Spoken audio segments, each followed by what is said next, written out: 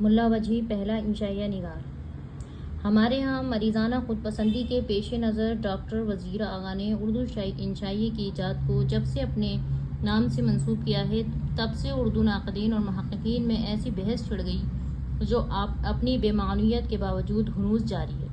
ہر زبان میں اصناف کے قدامت کے ضمن میں اس کے اولین نقوش اور قدیم ترین مثالیں تلاش کرنے کی کوشش کی جاتی ہے، مگر آغا صاحب اردو میں انشائیے کی قدامت کے تمام تحقیقی مواد کو محض اس بنا پر تسلیم نہیں کرتے کہ ان شواہد کی روشنی میں وہ انشائیے کے موجد نہیں رہتے۔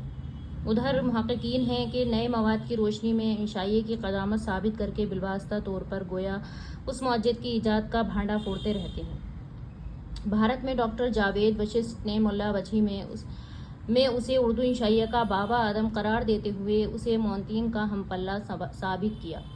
انہوں نے سبرس میں اسے 61 حصوں کی نشاندہی کی، جن کے بنا پر انہوں نے یہ لکھا: میں ملا وجہی کو اردو انشائیے کا موجد اور بابا آدم قرار دیتا ہوں، اور اس کے ان 61 انشائیوں کو اردو کے پہلے انشائیہ یہ نہ فرانسیسی زبان کی تقلید میں تخلیق ہوتے ہیں اور نہ انگلش، ایسے کہ مرہون منت ہیں۔ اردو کے پہلے اور ایسے انشائیہ ہیں جو عالمی انشائیے کے معیار پر بھی پورے اترتے ہیں۔